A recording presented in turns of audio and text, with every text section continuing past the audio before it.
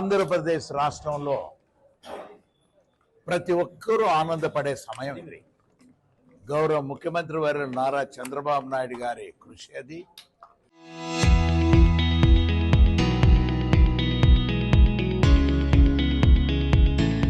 అదేవిధంగా యువ నాయకులు నారా లోకేష్ గారి పట్టుదల, అమరావతిని మనకు పర్మనెంట్ రాజధానిగా పార్లమెంట్లో ఉభయ సభల్లో కూడా దానిని ఆమోదింపు చేసుకొని ప్రెసిడెంట్ గారి దగ్గరికి వెళ్ళటం, అది ఇంకో 5-6 రోజుల్లో ఆ ముద్ర కూడా రాష్ట్రపతి ఆమోద ముద్ర అనేది దానికి కూడా అవసరం కాబట్టి చేసుకొని రావటం అనేది చాలా సంతోషకరమైన విషయం.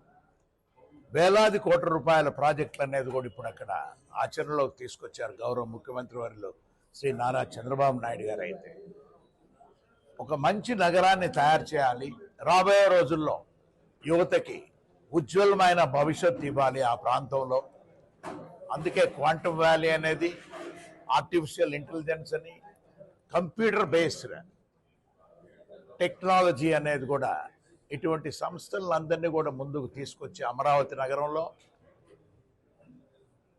అందమైన భవనాలను కూడా, అంటే అసెంబ్లీ బిల్డింగ్ వస్తుంది, సెక్రటేరియట్ వస్తుంది, హైకోర్టు వస్తుంది, ఆఫీసర్స్కి రెసిడెన్సెస్ వస్తాయి.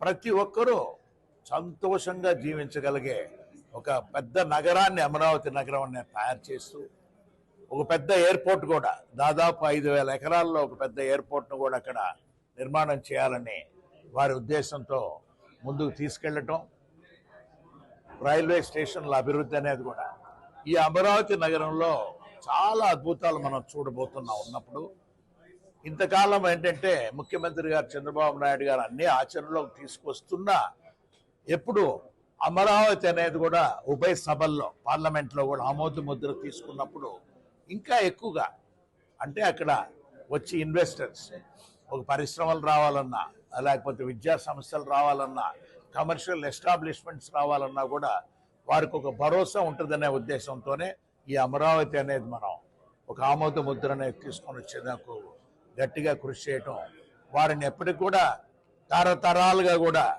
గౌరవ ముఖ్యమంత్రి వర్యులు నారా చంద్రబాబు నాయుడు గారిని, అదేవిధంగా యువ నాయకులు లోకేష్ గారిని కూడా ఆంధ్ర ప్రజానీకం మరిచిపోలేరు అనేది కూడా మరొకసారి చెప్పుకుంటూ, అమరావతిలో అద్భుతాలు చూసేదాని కొరకు మీరందరూ కూడా, అంటే త్వరితగతిన ముఖ్యమంత్రి గారు చంద్రబాబు నాయుడు గారు కూడా ఒక పెద్ద కార్యక్రమాన్ని కూడా ఏర్పరుస్తారు. ఆ తర్వాత ప్రధానమంత్రి గారు మోడీ గారిని కూడా పిలుచుకొచ్చి అక్కడ ఇంకా అభివృద్ధి కార్యక్రమాల్లో పాలు పంచుకునే దానికి అన్ని ప్రణాళికలు తయారు చేస్తున్నారు. కాబట్టి మనం అందరం కూడా గౌరవ ముఖ్యమంత్రి గారు నారా చంద్రబాబు నాయుడు గారికి, అదేవిధంగా యువ నాయకులు నారా లోకేష్ గారికి మనం ప్రోత్సహించి ముందుకెళ్లేటట్టుగా కూడా ఆశీర్వదించవలసిగా ప్రతి ఒక్కరిని ఆంధ్రప్రదేశ్ ప్రజానీకాన్ని కోరుకుంటూ ఉన్నాను. Thank you. పార్టీలో దానికి ఓటు వేశారు, ఒక్క వైసీపీ వాళ్ళు ఒక్కటే, మిగతా మొత్తం 19 పార్టీల వాళ్ళందరూ కూడా లోక్సభలోను రాజ్యసభలోను దానికి ఆమోదించారు.